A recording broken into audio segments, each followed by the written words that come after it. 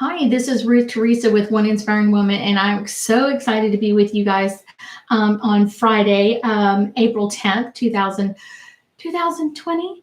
And so we are going to be talking about how to continue to upgrade our words. And this is all getting us working towards really upgrading your words are the basics of just manifestation of anything. It's one of those. It is the best, easiest way to manifest what you desire in your life today. And so one of the things that we're going to be talking about today is worry, because I know a lot of people worry about a lot of different crazy things. And I know sometimes it's just a habit. Sometimes it's a habit that we picked up from our parents, our grandparents, or people around us, that they're worried about things. And then we become worried about things. And that's not always a good thing. Sometimes things that we worry about really can hurt our forward momentum. It can establish us not moving in the right direction as quickly as we want. And then it's kind of like, oh, now it's a self-fulfilling prophecy of what we thought we wanted. We're not moving fast enough towards, and now we feel like, oh, it's not worth it. It's not, that sort of thing. It's not going to work out. And so therefore you just stop all your forward momentum. So one of the best things to understand is every time you have a positive thought, you're taking like one step forward, one more step closer to what you want in your life. Every step, positive step forward, is moving you towards what you want. Okay. And then to think about it in the reverse, every time you worry about something, you're actually moving backwards. So most of the time, most people would, take a couple of positive steps forward and then one step back. So I call it kind of the Texas two-step in worrying. So we take one or two steps forward and then we take a step back because we're worried like, it may not show up the way we want it to. It may not show up the way we envision it or whatever else, or this didn't happen the way it was supposed to. And then we kind of, okay, no, we'll get past this. We'll keep moving forward. We'll keep moving forward. And that's kind of the way most of us are. There are people that actually have a problem with worrying. They worry so much. I know I did. When I was a child, I worried about anything and everything that possibly could go wrong. At all times, I worried about everything. So much so that I had ulcers very, very young. I was worried about what was going to happen or what wasn't going to happen or how this was going to happen. I worried and worried and worried and worried and worried. And really, all of my worrying didn't fix or help or do anything positive for me. All it did was make me frustrated. Gave me a bad attitude most of the time, because then it's like what I wanted wasn't happening because I was having so much worry. It's one of those, the problem with it is it's taking away your happiness from now. So I know a lot of people, and I've seen this on other videos where people talk about, well, just change your thought, like grab that negative thought, change it and switch it around and, saying like change it to a positive thought. Well, sometimes you can do that. Sometimes that is a legitimate thing to do with worry. I will tell you that not always does that work. When something really you're working towards kind of doesn't come through the way you want it and you're upset or angry about it, allow yourself to be upset and worry about it. But I usually allow myself so many minutes or so many hours to be upset, depending on what it was in my life that I would really wanted. So when you're worrying about things, you're moving backwards. So if you allow yourself a period of time, you think, well, now I moved backwards a whole bunch. Yeah, in kind of a crazy sort of way. Yet what it can do is bring you into a different avenue. So if we were working towards a goal and say the goal is a mile away from us, you know what I'm saying? Like we have to work that much to get to that goal, wherever it is. It's a good goal. It's a great goal. And we're working towards that and we're moving forward in that area. And then all of a sudden something happens and we can't fulfill that goal, or something kind of fell in our way and we can't move through this. So the best thing to do is give yourself a period of time to be really angry about it, to be upset about it. Like, I can't believe this happened, and, cry about it and have your pity party and all that kind of stuff. But when it's over, it's over. Then what I want you to do is start pushing a whole bunch of positive energy, which is going to get you back. So we were having positive energy. We had a setback and we went back this far, and now we're going to push ourselves even further. We're going to kind of use that energy to launch us going even further. So when you do this, I want you to really think about what's going on, what you really want in your life. And when something doesn't go right, go, okay, now I need to make a new choice. Is this really still what I want, or do I require modifying my goal?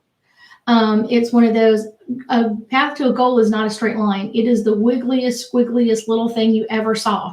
So it's one of those, when something gets in your way, I often think like, wow, I must be really getting close to my goal, because things happen and I have to make adjustments or I have to move things around.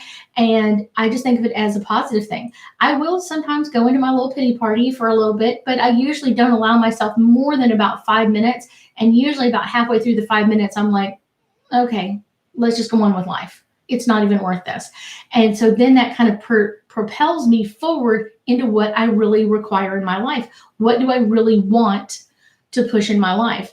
And so the more you do that, the more positive energy, the more positive flowing you get in that area. So I want you to understand, when things get in your way, you're getting really, really close. Someone told me one time, the devil doesn't dance in your pathway unless you're getting close to your goal. So know that it's kind of like, okay, the devil's doing his dance, so I must be really close to this. I must be really close to this goal. So all I require doing is keep moving forward. It will make everything much better.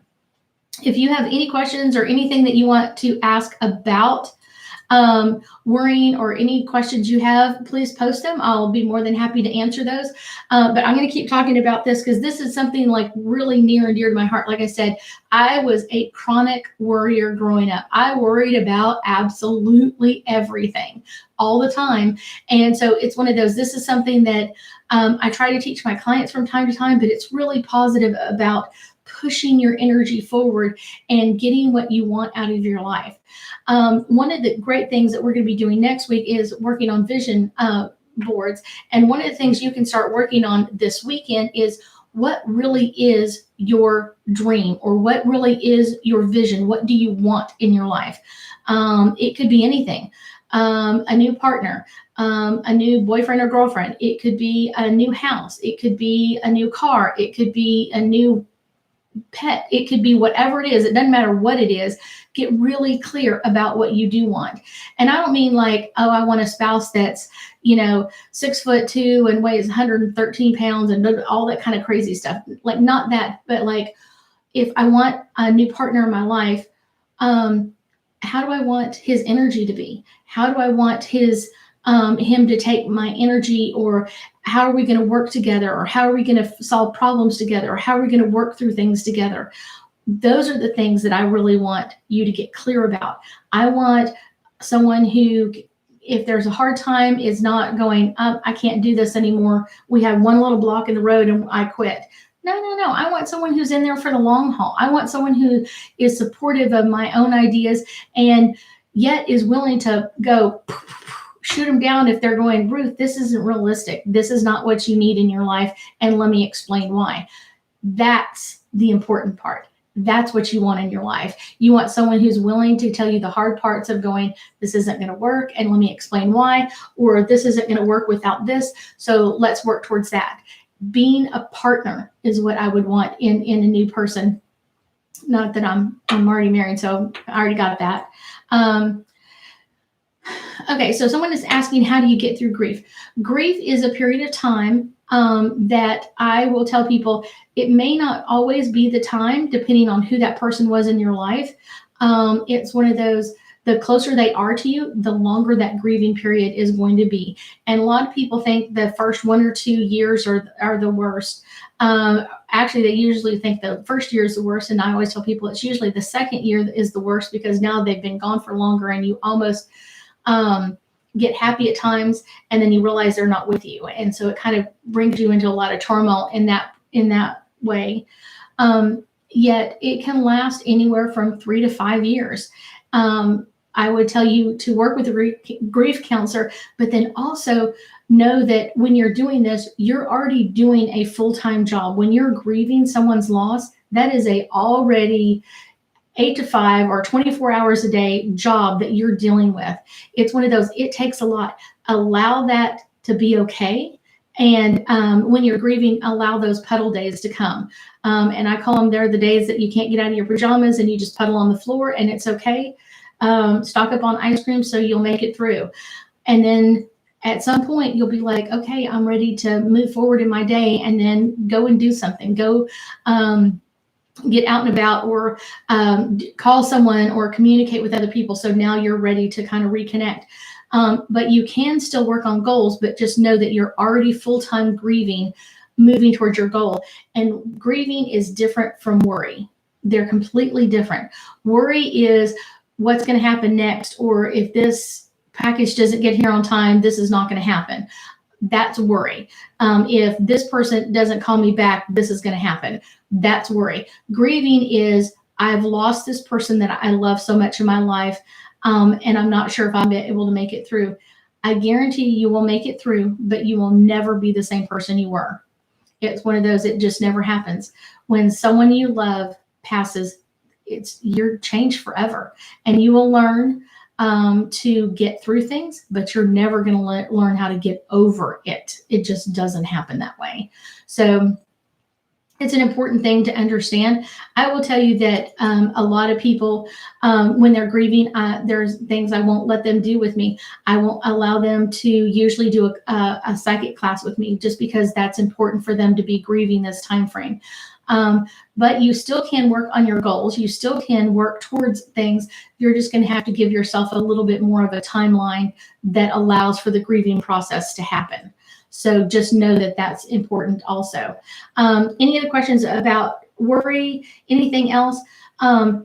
Most important thing, kind of sum it up, is if something isn't working the way you want it, give yourself time to worry or be upset if it doesn't work out, and then move forward, keep moving forward. And that's what we're going to do next week, is working on our goal posters. Our vision boards is all about reminding us what our goal is, working towards that goal every day, whatever that goal is, working towards that goal every day, and moving forward every day in what's going on in your life, moving forward in where you want to go, what's the next step, what do I need to be doing next, and kind of even thinking ahead of time. It's kind of like if we were driving on a trip somewhere, knowing what's coming up ahead, knowing that we're going to go through a highway exchange, like where are we turning? Are we turning left, right? Are we going straight? Where are we going? What's the next move?